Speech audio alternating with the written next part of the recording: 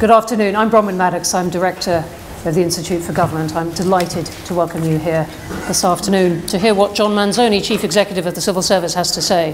What I think he's going to say is something that the Institute is emphatically supportive of, which is an emphasis on the professions and the leadership of the functions within the civil service, on the professionalisation of the civil service, and on the development of a deep body of skills and expertise there. And it is something that we've been doing a lot of work on. Julian McRae led a report last year, Julian sitting here, on this, but it's been a long-time theme of the Institutes and something that we're delighted that John has been advocating in a very sustained way since indeed you came here 3 years ago to make some of these points. We're also doing work later this year picking up those themes and also looking at the turnover and pay and promotion structures within the civil service and whether there is something that could be done to encourage the development of more expertise. With that, let me stop talking and hand over to John, who's going to tell us what he's thinking about a civil service fit for the future. John. Bronwen, thank you very much. Ladies and gentlemen, thank you for coming. It's unusual for me in this forum to read a speech, but that's what I'm going to do today. So thank you, Bronwen, for the introduction, and thank you for inviting me back here to the Institute for the topic of transformation of the civil service. I made, I think, one of my first speeches in this role as Chief Executive here about 3 years ago. And it's fair to say, as I think you'll agree, there's quite a lot happened since then in these last 3 years. We've had 2 changes of government. We've had an EU referendum on the back of which we've created from scratch and staffed 2 new departments, one of which, the Department for Exiting the European Union, is coordinating the work of more than 300 Brexit-related work streams across government. And I should just take this opportunity, I think, to thank Philip Rycroft and his team, who runs now DEXU, for doing a fantastic job. And I think they deserve our collective thanks for that work. Back in 2015, I made the observation that civil servants were brilliant, talented people doing too much. Not much has changed. But I also made 4 specific observations. The first, that as a result of progressively outsourcing delivery, the civil service had evolved to focus mainly on policy making. Our policy strength will always be important, but we had lost much of our capability to implement and deliver those policies and services. Second observation was that the fiscal envelope was continuing to shrink. The standard efficiency drive had run its course, and to get to the next level of efficiency, while at the same time improving the effectiveness of service delivery, we needed a more fundamental transformation of how we worked as a civil service. The third observation I made was that we needed to begin to break down the silos that existed, learn to work across boundaries, and take a more collaborative approach. And lastly, I said that we needed to move our leadership approach on from a focus on pure intellect to one that embraced depth of experience, from elegant explanations to delivered solutions. And I then set out 4 priorities to address these observations aimed at setting us up to be fit for the 21st century. First, to increase the numbers of people in Whitehall with delivery skills and to offer clear career pathways so that they would feel valued and they could build their experience within the civil service. Second, to develop functional leadership across government. Third, to build our planning and performance management capability. And finally, to evolve the model of leadership in the civil service, developing a pipeline of credible, confident and experienced leaders. The second of those priorities, functional leadership, is integral to delivering all of the others. And I want to return to it now to provide some context for the Institute's forthcoming series on this and also to reflect on our progress to date, because we have not stood still. We now have 9 cross-government functions, each with a dedicated experienced leader and championed at permanent secretary level. These are complemented by dozens of professional networks that connect civil servants right across government, from the operational delivery profession, our largest with more than 240,000 civil servants, to the international trade profession, which is our newest and is launching in fact today, this afternoon. These advances are important. I believed then, as I do now, that deploying professional expertise across the system through a functional structure is the only way to tackle the transformation needed to meet the requirements of being both more efficient and more effective. And since then, of course, we have Brexit. It's been said before, but this is the biggest and most complicated peacetime task the civil service has faced. That challenge is not a distraction or a substitute for other priorities. It's an opportunity, and one that we must seize. Because at the same time as the task of delivering EU exit strengthens the argument for strong functional leadership, it also provides an opportunity to accelerate the changes we're already making to implement the complex tasks ahead. To remind you, I believe that the functions have three primary roles. First is to set standards, because without a consistent approach to working with the private sector, every contract is different. Without a consistent approach to cybersecurity, it's every department for themselves. Without consistency of pay structures, there's arbitrage across departmental boundaries. Without consistent data standards, there are no linkages between departments.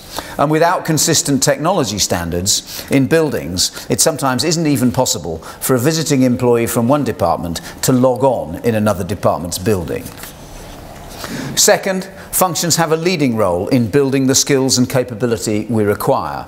Because, as I've said many times before, we need to build professionalism and experience back into the civil service. Making shared services work needs people who have done it before.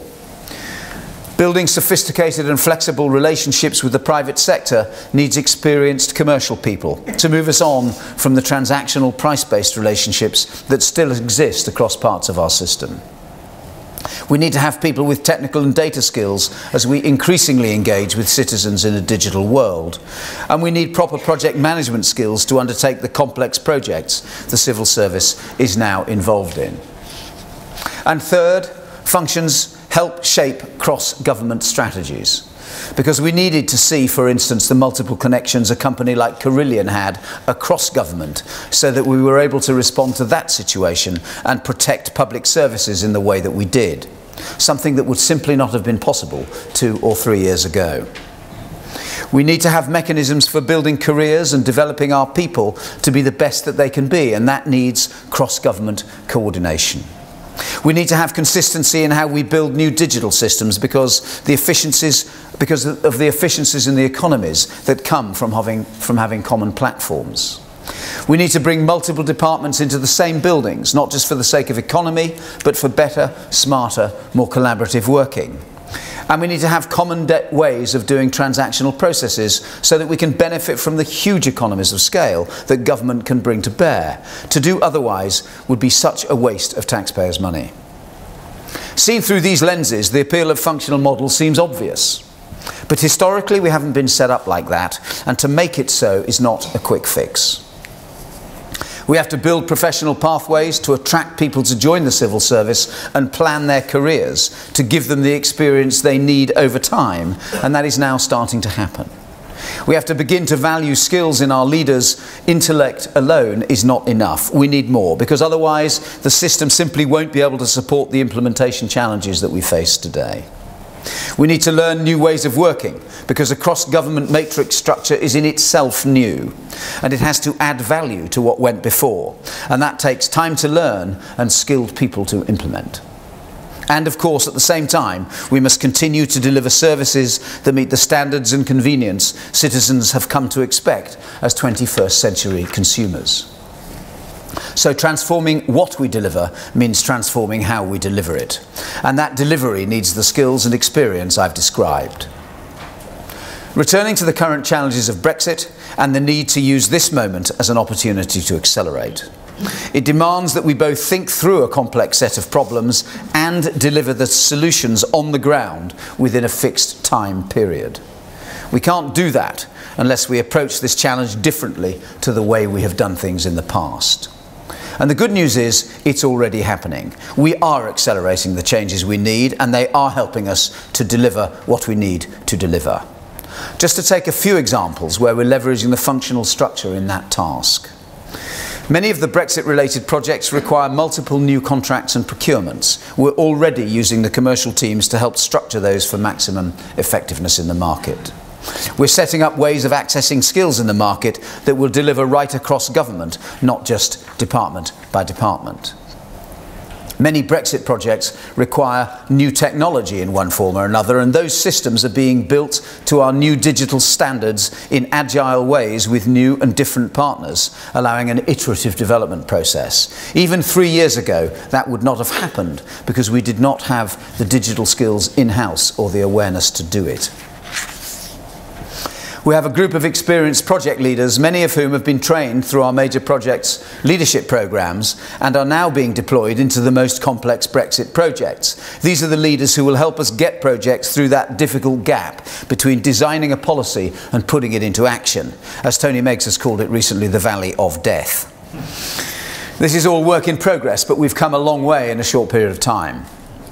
It's a fact that we don't have all the implementation skills that we need in-house, but we're building them quickly, and we've hired more than 5,000 people into 8 departments over the last 12 months in order to help. And we're using the current imperatives to accelerate new joined-up ways of working. We've established a new border delivery planning group of officials across Whitehall to tackle the complex issues around making sure our borders continue to work effectively post-EU withdrawal. I'm not going to get into the complexities of the negotiations here, but this new group will create and oversee a joined-up implementation plan, drawing together the 30 or so departments and agencies that interact at our borders. Responsibility for delivery, of course, remains in the departments, but the cross-departmental group will define a plan and hold departments to account for delivering their piece of it. That goes against the grain of traditional accountabilities in our civil service system. Many more challenges, and not just in regard to Brexit, now transcend the boundaries between departments, from healthcare to justice to housing and to benefits. We can learn from the borders experience and apply that elsewhere over time. The matrix structure introduced by the functions helps us to address those cross-cutting issues because it cuts across the vertical departmental silos and enables more transparency, lets information flow, allows us to target expertise and generally work more collaboratively. I've used Brexit examples, but there are many others outside Brexit. And I'm not going to go into great detail here because I've done that in other fora, but just to take a few examples. We've launched the Government Property Agency. Over time, this will help us make more collective and collaborative use of our property portfolio. We've already announced 13 government hubs across the country, mostly predominantly HMRC, but with many of them including other departments. Just the other day, I was at our new building in Canary Wharf, which will host 8 different public bodies. These hubs together will impact and benefit around 40,000 public servants. That's a very material change, and we have yet to announce another 8 to 10 hubs over the course of the next few years, and those will host even greater numbers of departments than the ones that we have just announced.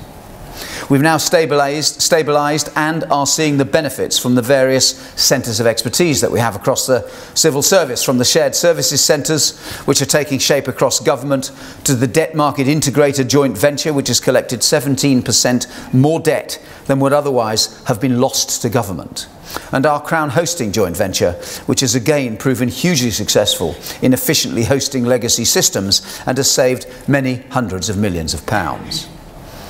The digital transformation of public services means we're delivering in ways which people expect and are becoming more and more routine for government.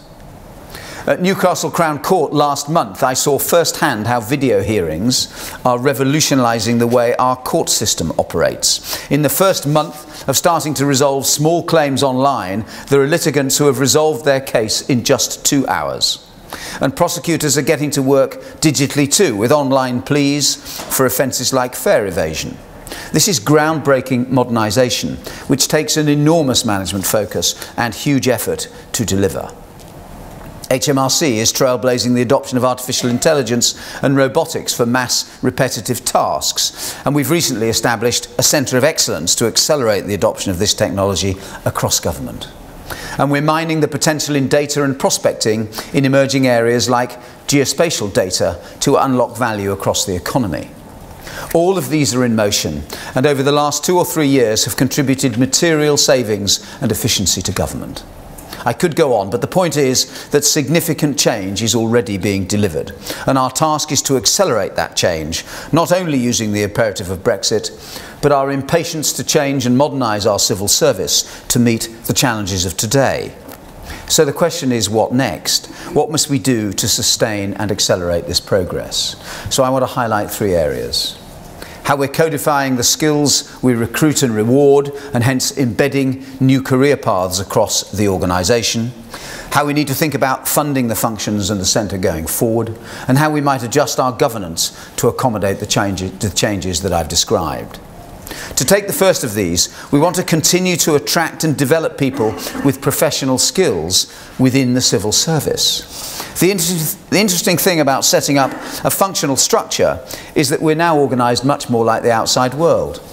Many of our recent external hires have entered the civil service via the functions because they can now see how and where they can add value, and the organisation looks more familiar to them than perhaps it has in the past. But it's no use bringing these people in with functional skills and then assuming we can judge them against the criteria that aren't matched to their personal career experience. If we did that, over time they'd just leave again. And that's why we're launching now success profiles, an expansion of our competency-based approach to recruitment and promotion, widening it to include more robust and wide-ranging selection criteria. This change, in my view, is really, really important because it bears on what qualities and skills we value and promote. It relates to building experience so that we're no longer creating generalists by default, but people with broad and deep experience in delivery and implementation. The new success profiles will be used for recruitment and promotion, and over time will allow us to evaluate candidates and what they've done before, what their actual experience, behaviours and values are, rather than on how they answer a competency questionnaire. This means we can encourage people to build a career path and be promoted within that career path to build deeper experience and depth in their profession, and that is a significant change. It will require quite a change in our leaders too, involving them much more in interviewing and performance managing their people. It may also be time to think about how we fund the centre of government. This is something I'd like to see as part of the 2019 spending round. There is always a tension, of course, because in the end the functions only exist to help the delivery teams in departments deliver their outputs. There is therefore a strong argument to insist on the rigour and discipline of demand-driven mechanisms to fund the functions. It ensures that the functions don't do things which don't add value. But it can also be inefficient and slow. Our new IT system for sensitive information took far longer than it should have because the funds had to be negotiated with each separate department. To leverage some of the centres of expertise I've talked about sometimes need central funding to build consistency across government. The same imperative applies to building a new recruitment platform that everybody can use. Accelerating the rollout of our commercial capability also needs to be addressed centrally so that we can do it quickly. Our Assessment and Development Centre has been piloted with the big departments. It's assessed more than 1,100 people against professional commercial standards. Now we're extending it to arm's-length delivery bodies. So I'm hopeful that we can make a sensible case for funding the centre in a different way, while still retaining the good discipline to ensure that the functions only do what adds value. And finally, while we've built our functional structure into government over the last few years, we have not reviewed the overall governance within the civil service to reflect that. This is internal plumbing and not, frankly, the stuff of headlines, but nonetheless important in how we operate as an organisation. There is no single right way. Our structures are inherently complex, and I don't pretend to have the answers today, but it's something we must start to consider over the next period. So there's more to do. We've taken up the enormous challenge of Brexit, and while we tackle it, indeed as part of tackling it, we're building our future capability and accelerating toward that goal. Ultimately, this is all about people, the citizens we work for as civil servants and the civil servants themselves. They're already doing extraordinary things to deliver the government's priorities. They're also in the middle of huge changes and improvement that everybody in government has to embrace. As senior leaders, it's up to us to create the structures within which they can be most effective, give them the modern tools and workplaces to do the best job they can, providing the best public services and the training and experience to realise their potential. That is the task before us, and we're on the way. Success means we will remain one of the most admired public institutions in the world. Ladies and gentlemen, thank you very much. I think we're due to take questions now. Yes, you are.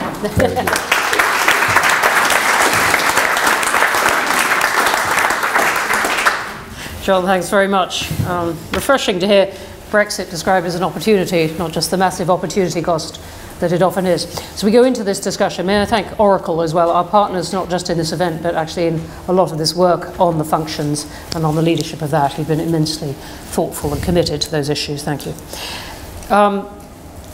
John, you're sketching out, which is very interesting, the idea of bringing more people into the professions, into the functions within the civil service. Can you describe for us how someone could have a career largely within one profession, and could that person get to the top? So I think I think the point is, the answer to your question is yes. If you think about how industry or other parts of the economy are organised, they tend to be, people have what I call a career anchor. So what is it that you actually bring to the table in any conversation? And the question is, what is your career anchor? What is your experience? What are you expert in? And what dawned on me when I talked to a lot of our senior civil servants, it wasn't obvious what the career anchor was. And so therefore that is why I think... Because they were generalists and they moved around. Well, because they were generalists. And I have to tell you that I have lived in a world, I'm a generalist really, except that I'm ultimately an engineer, and I have 30 years of experience running complex companies and organisations. But there is a real danger in... every organisation needs generalists, and every complex organisation needs generalists at the top. But if those generalists forget how to leverage and use the real skills of the specialists, of the people with deep experience, if they forget that, that becomes really, really difficult. I have personal experience in this, and it relates to Texas City, which blew up, killing many, many people in 2005. And I believe that we had put in, and I was working in BP at the time, and we had put too many generalists between the top and the people who really understood what was going on in the ground. That is why I feel so passionate about enabling the deep experience and skills of individuals to be leveraged right at the top. And if you ever forget that, and forget how to leverage that deep experience, or indeed don't have that deep experience anywhere in the structure, everything becomes problem 101 or first principles or something, and that's where, as opposed to using that judgment. So the question is, how do we build career paths, which is why these success profiles... You've described bringing more people in and saying perhaps the civil service, more reflects or seems more similar to where they're coming from than perhaps it did in the past. So you're bringing in more specialists and journalists. And what is the career you're offering them? So we have to build the career Can it go up path. to PermSec? Well, and the answer, can it today? Probably not, but can it in the future? There's no question I think it can. It doesn't mean that you stay. So there's all sorts of, an individual, a commercial person might choose to come in, and we have built a career path with levels of achievement, often accredited levels of achievement, up through that person's career. That person might choose to stay to become, a very, very senior commercial specialist.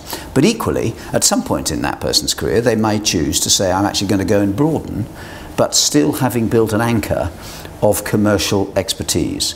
You can't sit opposite the chief executive of Serco and talk about whether or not they're making too much money or too little money unless you have a depth of expertise and experience which allows you to have that conversation.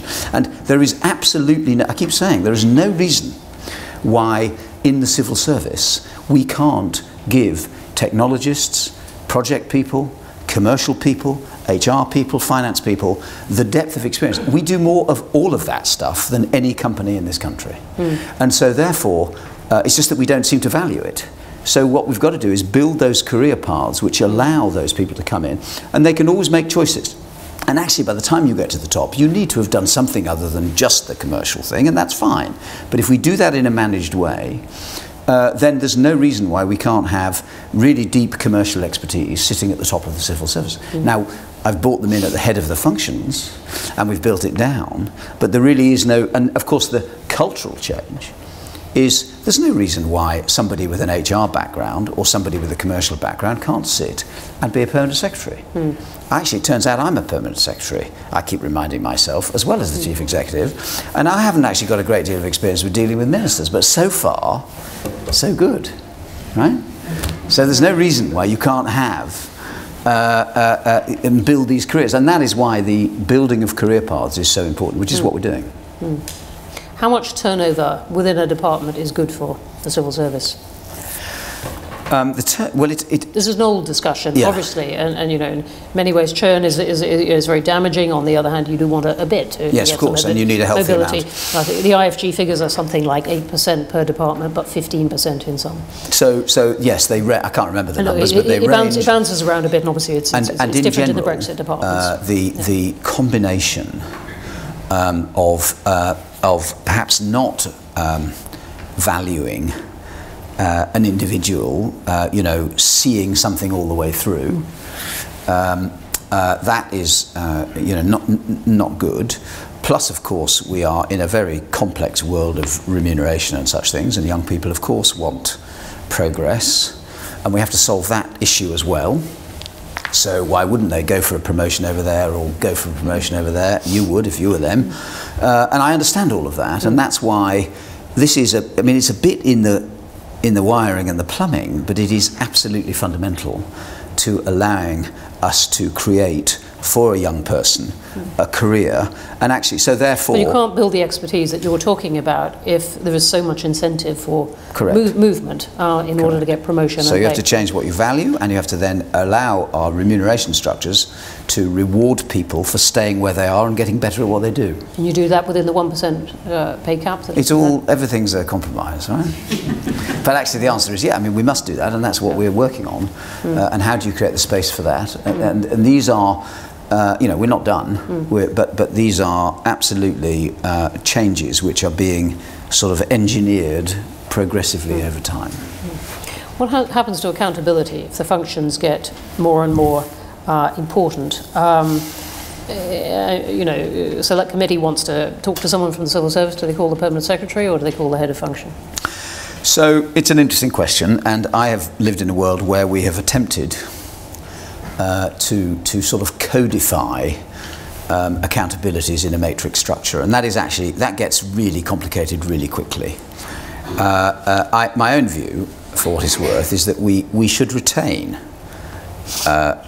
clear accountability, what I call down the line. Right, but by matrix, you're talking about someone in a function being responsible to the head of function, but also to the permanent secretary of their...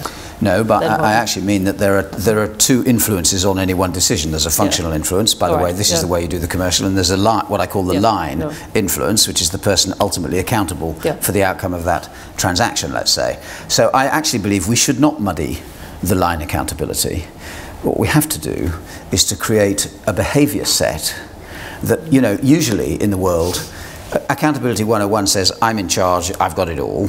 Accountability 102 usually says, actually I am in charge, but it's usually best to ask for some help, because I'm in charge to get the best outcome, and that usually doesn't all sit in my line. And so that is it's about a behavioural structure which allows the deployment of expertise at the point of execution, the professionalisation at the point of execution, as a natural thing in an organisation. And where I've grown up, that's what happens. Somebody in charge of something says, actually I need some commercial help, and I need some technical help, and I need some project help. That is a behavioural response which becomes natural when these things are working well. You know, there are certain areas of accountability that we can change, certainly in the matter of development of people. The functions sometimes have, especially if the career paths are structured along functional lines, you can strengthen the accountability of the function for the development of people, and that's the area where most of the accountability can change. But the accountability for output and delivery, I think, needs to stay in the vertical. Mm-hmm. It's just that it needs to look for help. Right. You talked right at the top of this speech about bringing in more expertise on delivery, or building up the expertise on delivery, saying, look, we actually over the years, looking back, we've we've really focused on the policy making, which we've kept in-house, but we've outsourced a lot of the delivery. What does that mean for numbers? I mean, that is potentially quite significant. Well, it depends whether you're looking at numbers value, costs, or effectiveness. It may well. I mean, so for instance, we have a definite trend in IT today, where we're disaggregating previously outsourced monolithic contracts and increasing the capability of our digital resource and our technology capability in-house. So the disaggregation of those contracts does require us to have more in-house IT expertise. So that's increasing the numbers of IT people, if you like, and digital and technical people, and that's the right thing to do. But actually, that results in a way more effective and actually net cost cheaper and greater value output than the previous old monolithic outsourced contract. So the numbers may go up in certain areas, but it's certainly not the case. I mean, we shouldn't be doing it if it's less effective or net less value. There's increasing attention on government outsourcing of all kinds, not just because of Carillion, but because it seems to me Labour has successfully put on the table a sort of a demand, if not a prod, to look at 30 years or so of outsourcing and moving the boundary between public and private back and so on, and what value the country has got from that. And there's something that the Institute is looking very closely at. What do you think we should think about the commercial profession, which has been involved in quite a bit of that, both in the striking of contracts but also the management of them? So I think I'm bound to say this, aren't I? But I think we have. So first of all, we have to differentiate the different kinds of outsourcing. And this is vast. I mean, this is a vast area. No. I mean, so IT I've just talked about. Where I think the industry has been somewhat. Has led itself into a place that it wouldn't wish to be, and the government has been somewhat complicit in this, is the area of FM. Facilities management, and some of those companies have sort of been expert at winning government contracts as opposed to expert in providing any particular services. But actually, curiously, I mean, in the Carillion's case and in many of the others which are struggling, by the way, we watch them all very carefully. We're in touch. We understand it all, but it's been the mix of construction activity and facilities management that was a particular problem for Carillion. I think. In the end, it has been shown time and time again that in the right circumstances, outsourcing is a very, very effective way of delivering a particular output and a particular service to government in the right circumstances. Where there's a strong, and we want to do that, and I think we've concluded, having looked internally, we've concluded that that's right. In the right circumstances, we have to be more intelligent in how we maintain a healthy market. We mustn't, this is why I make the point about transactional price-based. If we simply drive for the lowest price every time, we'll get what we deserve. We'll get low-priced activities, and then in the end, the margins will be squeezed out, and the industry will become unhealthy. There are companies will pull out or merge together, and you will end up without the market. We also have to think about where are we transferring risk, and are the margins commensurate with that transfer of risk? Are we actually transferring risk, or does it just come straight back onto government? All of those are questions, but of course they all take sophisticated understanding and knowledge internally in order to even have those conversations. And then the only other point that I will make is that we also do some, if you like, really complicated things as government. We do outsource and use the private sector to do some things which, frankly, nobody does. There's not lots of. There wasn't a market of companies looking to. Rehabilitate prisoners or whatever else. The complex areas that we outsource, and in those cases. What we learn, and we're always learning, but what we learn, I think, is that we need to be really thoughtful about how we do that. We can't just rush, because nobody can price that service right first time. So first of all, we need to understand what it would cost us to do internally. We probably ought to test it a few times. We just need to get more sophisticated about how we do that. I still believe that the private sector, correctly positioned, correctly incented, can be an enormous benefit. And the public and the private sector need to work in partnership to deliver the outcomes that we want. But it takes a sophistication on both sides. And my whole point is we haven't really had that sophistication on the inside. And now we're building it. Now we need to be engaged in that conversation. Well, thanks for that. Our concern as the Institute is to make sure that the good that does work isn't thrown out as people reevaluate some of the things that are working less well. Let me ask you a couple of things about Brexit. I said at the start, it is refreshing to hear someone may or may not describe it as an opportunity, which actually chimes with a lot of our experience of how it has thrown departments together and thrown people to work together. The most frequent question that we get is the government ready? What's your answer? I may or may not answer your questions on Brexit. The answer is, of course, I mean, are we as ready as I would like? Answer, no. Are we moving in the right direction? Yes. Is momentum building? Yes. The whole point, I mean, this is why I make the point about the Brexit activity. It is the combination. First of all, it's a highly complex, one of the most complex solution sets, which has to be resolved. But it is in addition to that, the implementation of that solution set in a time certain. That is a serious task. And I'm not going to sit here and saying, absolutely, we got it nailed. I am sitting here saying we are absolutely moving in the right direction. And, you know, as I say, we've hired 55,000 people. I believe we still have further to go. It's not really about the numbers, actually. It's about the particular skills, the specificity of, you know, that project. We need to do that. And of course, we are also, as a civil service, it's not, we are working, you know, a number of scenarios, not just one scenario, because we went having to run parallel versions of the future. So you know, it is absorbing a great deal of management attention, as you can imagine. The headlines tend to be on the solution set issue, but there is an enormous focus on the implementation, which is not in the headlines, but it is absolutely underpinning the capability of this country to deliver whatever is ultimately negotiated and whatever the agreement is. And I think that, you know, that deserves our full attention, and it is getting our full attention.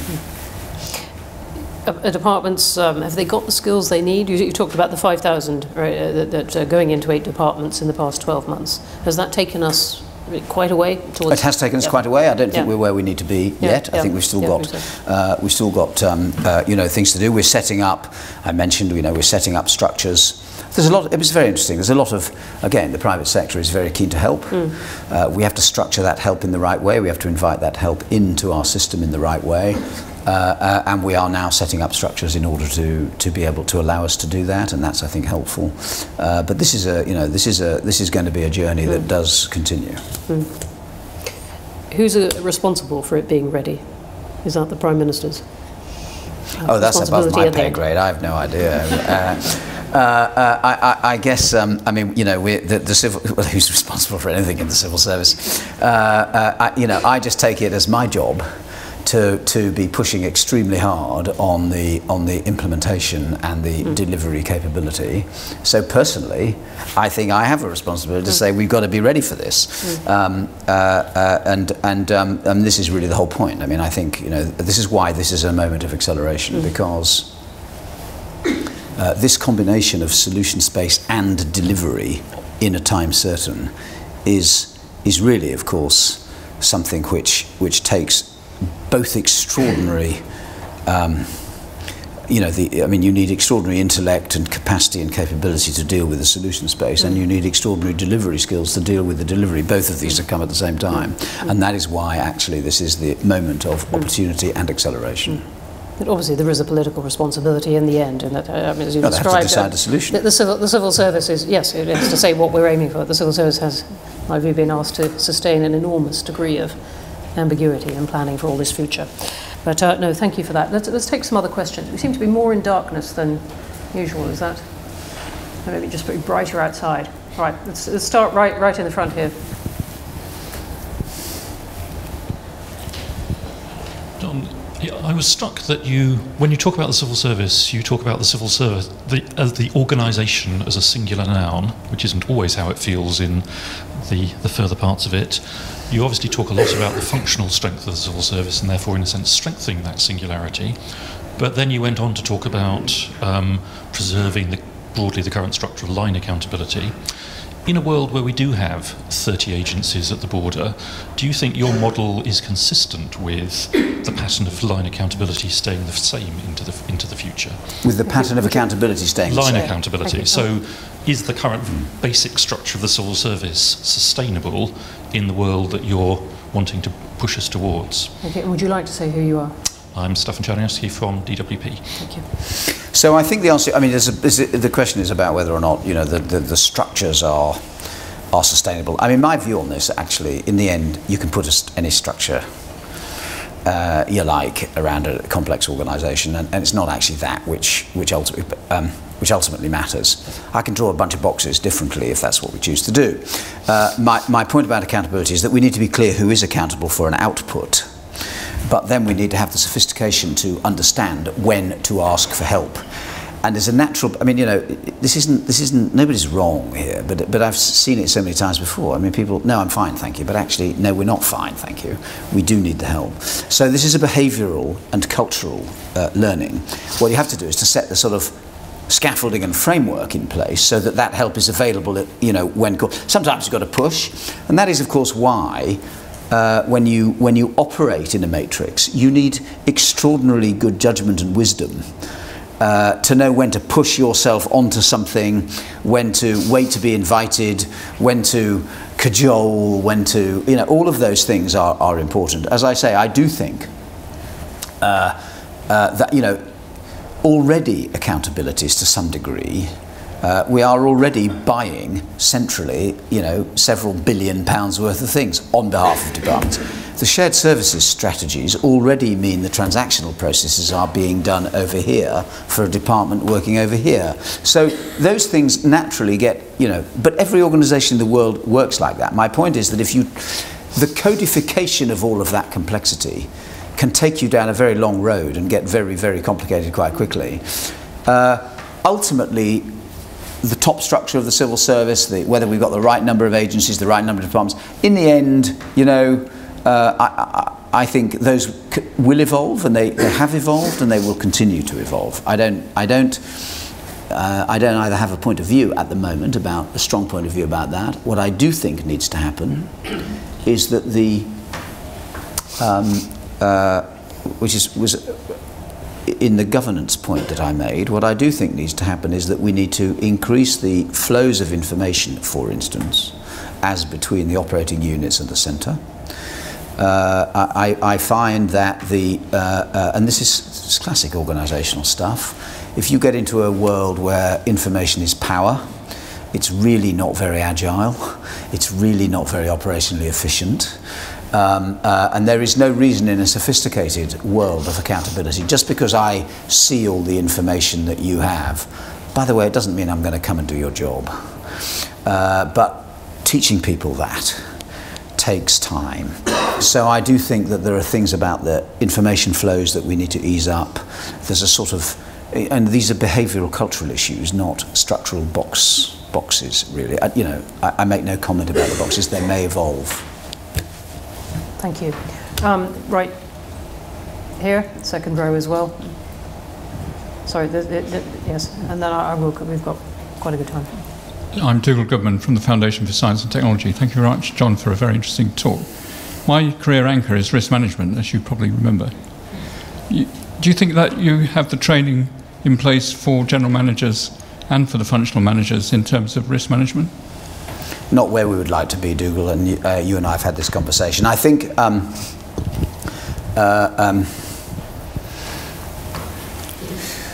and this is one area where you know, cross-government it is more difficult to get at the clarity of risk management across government, because the structures are essentially vertical. So I think that we have further to go on this journey. I think we're getting better. It's interesting when you examine one bit of government. You know, we've set up non-executive directors in each of our departments, and there are boards in each department. What's interesting about those boards is that probably universally the most the bit of those boards that has created most traction happens to be the audit and risk committees. So down verticals, they are working, and the audit and risk committees are working extremely well. We then bring the chairs of those audit committees together, and then we have conversations about the general risk management across the system. As you well know, we have no processes, for instance, yet to necessarily move large chunks of resource across from one department to another. A conversation about priorities across government is a complicated thing to achieve, and risk management and mitigation is about the management of that at a level. So I think we're getting better in the departments. I think we still have some way to go across government as a whole. Thanks. And straight behind here on the aisle. Oliver Wright from The Times. Just following up on Bronwen's question on Brexit, given that the most difficult and complicated delivery challenges result in the case of either no deal or a very limited deal, that also has the tightest time frame of less than a year. How can you be confident that with very little procurement done to set up those systems less than a year away, that we can in any way say that we'll be ready?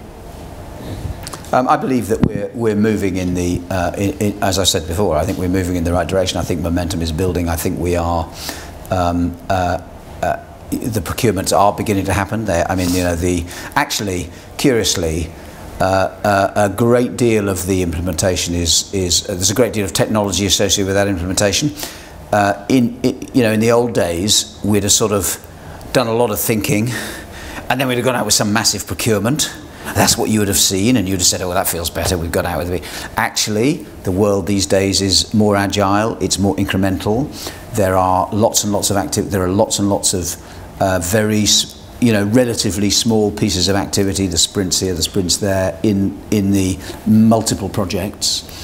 So you wouldn't necessarily see what you might deem as the big procurement activity, because actually it is more incremental. And a lot of this is technology, by the way, so a lot of it is of that nature, which is perhaps why you don't see quite, in the conventional sense, the big procurement. There's quite a lot going on that you can't see in that sense.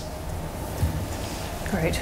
Next one, right here in the front. If there's anyone in the next door room who wants to ask a question, could you do the old-fashioned thing of sticking your head behind the door, please? Sue Street, a former opponent secretary and generalist. I'm very persuaded by a lot of what you say, and I had the benefit through the Home Office and the Ministry of Justice of seeing how the legal function worked across government brilliantly. So, I think a lot of this is right, but I don't quite understand where on your career path you will start the pipeline for people who can manage large organisations to deliver ministerial priorities which change. So where do your sort of functional specialists acquire that? And do you agree that it will remain important to be able to do those things? Yes, policy is a core element of what government does. Just because I talk about the other ones, that's only because they're sort of not there, whereas the policy is there. And actually, in the areas of policy, personally, I believe we should be concentrating our policy specialists in a domain in social justice or the social sector or something. And so that's a way of building that depth of expertise. But it's like any career. And it may just be sort of spending a bit longer, seeing the implication or seeing through the delivery of a solution, because and that is a natural thing. So often we see people creating something, designing something at least at an intellectual level. So, well, that's actually what we're going to do, and then they're off, and then there is no accountability. So in some senses, this is just time. Of course, that means you've got to allow people to progress in post, which means you've got to pay them a bit more as they get better in post, and that is more complicated in the current. That's what we've got to redesign. So I don't see this as I think a general observation is that people are moving around too much. So we've got to slow that down. And then the question is, and what actually is the career anchor, even of a policy person, right? So it might be economics, or it might be, whatever it will be, but we need to create a real depth of experience. And I'm not dismissing that at all. It still will remain the core functionality of what the civil service does for government will be policy. It's just that I don't think that's enough in the future. And there's no reason why. I mean, you know, as I say, I'm actually an engineer, and I've spent, so you can go away, you get a bit of different experience, you come back, you do a bigger job back in your specialism, you go away, and you can build, but it has to be planned. It has to be nurtured, and that relates to, in my view, a leader's accountability for the development of his or her team. And I'm not sure, I don't see enough of that in our civil service either. We need to put the responsibility onto leadership for the development of his or her team. And we have structures in the civil service which make that a bit less prevalent than I've seen elsewhere. Okay. Question at the door. Thanks so much. Greg Rosen, Consultant Director at Reform. You underlined your concern on the importance of churn and counteracting churn, and suggested there were measures you needed to think through to perhaps address that more definitively. What timescale would you put on implementing measures that would address that issue? And we're conscious, I think most people in this room, that this has been an issue, a huge issue, for many, many years. Bob Kerslake, in his valedictory lecture in this very room, said that that was the most important thing that he wished he'd addressed and hadn't managed to. In that context, given the role of the fast stream as a career anchor to some perm secs, and the role it plays in putting churn at the heart of how the civil service works, how do you plan to counteract and provide a counterweight to that within the civil service culture? So I think we've already done it. I mean, the very fact that we have let's take the commercial function. The commercial function has a series of levels of attainment, which carry different levels of pay, different remuneration structures. Those levels are accredited levels, sometimes in the commercial case, with professional, outside body professional accreditation, so that an individual can come in. By the way, there's a commercial fast stream, so they can come in at the fast stream. We can then offer experiences through the civil service where that person is doing increasingly complex and senior commercial roles. This happens today, this can happen today, we just haven't had, time has to pass so that people can do these things. But for instance, the first commercial fast streamers are now just coming off the fast stream. It's been a commercial fast stream. They're now going into roles which are commercial roles across the system. And then the commercial function is examining and working with those people to build their career in a commercial context. So I think it's already starting to happen, and just the introduction of those dimensions, those functional dimensions, allows this to begin. Now, of course, you're not going to see it overnight because it takes time for an individual to emerge, but it's already happening in that sense. And then with regard to the sort of pace of which people change, I care a bit less actually if somebody is really, really good commercial person and actually moves through a series of roles really quickly. I care less about that than moving from here to here to here, over here to here, because you become a sort of, and you lose anchor. And so I think this is the point, that then the other bit is that we have to culturally adjust the system to say, actually, I value that set of skills in the way that allows that person to reach the next level of attainment. And then when you get to the top, of course, that's when you've got to be starting to think about, is this person got the skills to manage ministers? Have they got the skills to do the politics? Have they got another different set of skills? And we have to be able to, in the way that we do today with policy professionals, we have to do that for commercial professionals, to use my example, and we haven't quite got there yet, but we're getting there. And we've got to be thoughtful about those people to give them the rounded sets of skills so that they can emerge and be at the very top of the civil service, but with an anchor which allows them to be a commercial anchor, but with some of those other skills. And in the end, if we think about all of our careers, that's how it works. So I think it's already happening, is the answer to your question. Great. Okay, we've got one last question here. Sorry, another. All right, let's try and squeeze these two in very quickly.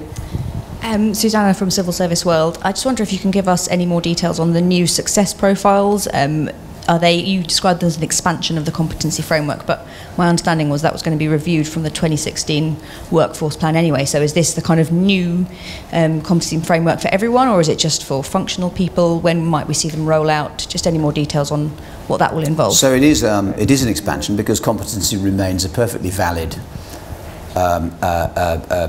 technique for human resource management. I just believe it's been overused and to some degree abused in our structure. So what it does is it adds to that. So there's a strength profile, there's behaviours, there's values, there's track record. It is a rounded profile that says, actually, when you're interviewing for a job, it may well be, depending on the job that you're going for, it may well be that I'm much more interested in what you've done before, your track record, what others say about you, and your strengths, experience-based strengths, than I am about whether you've been able to fill the competency framework in. We have overused the competency. There's nothing wrong with it. We've just overused it, and I believe it is therefore unhelpful to us, and that's why. So it is literally on the verge of being introduced. We're piloting in 2 very big departments right now. It's proving very successful, and we will be rolling it out from this point. I think it's actually a really, really important, under the surface kind of thing that I think will have a big change over time. Thank you. Just squeeze in one last question. Okay, Vicky Price, former Joint Head of the Government Economic Service. Given that there are a number of professions, and I'm glad, John, you mentioned the economists, but of course there are social scientists and statisticians, OR specialists and so on, but particularly for the economists, how do you keep them motivated and in the civil service, and how do you protect them when you get statements like the one from David Davis saying, I don't read those impact assessments because I don't believe in the models that economists produce? I'm sorry, I didn't hear your... From where? How do we keep the economists motivated when there are statements from the likes of David Davis saying that I don't actually read the impact assessments and I don't actually believe in what models the economists have put together? What mechanism have you got to protect and support these days the professions from perhaps becoming demotivated and wanting to go and work elsewhere? Well, any leader's role is, we love all our children, right? And I think it is, the civil service does really complicated stuff. It therefore needs all sorts of skills and capabilities. By the way, the statisticians and the analysts are also joining together, are creating more coherent career paths and all of those things. So I think the answer to your question is that, and that's why I made the point about leadership. I think that a leader's role is, I always say to leaders, you've got 2 jobs. One is to set context, and the second is to develop people. It's not obvious that, and that is why our leadership model has to, and it's one of the things that I said at the beginning of my talk, our leadership model has to adjust. This is not about being the smartest person in the room. This is about actually enabling every other smart person in the room to be successful. And that is what leadership is all about. And, having that model and adjusting that model, because we have tended a little bit that the smartest people in the room, or the people with the most face time, or that, and that is not, in my world, what really matters. What really matters is exactly what you say. A leader's job is to motivate and align and move an organisation forward where everybody is feeling valued and contributing. And that's what I think we've got to do. It's sort of simple as that, actually. John, let me ask you one thing finally. As I said at the beginning, this is an agenda and a cause that the IFG very much backs. You referred to how do we fund the functions, and there was a reference to funding the centre. Is there embedded in what you've said a quiet call for more money, and do you need that to bring about not necessarily what you've more? Talked about? I think and the reason I made it carefully is because it's very easy to pile money into a group of people and they just sort of do things for their own benefit, and that is, that's like the enemy of success here. So we've got to be really, really careful, and therefore the discipline of saying, well, you've got to go and ask this department whether or not what you're doing is adding value, and then they can fund it. The problem with that is that there are certain things which actually, that is a deeply inefficient way, actually. If you've got something really good that has to happen, it's a very, very inefficient way of making it happen.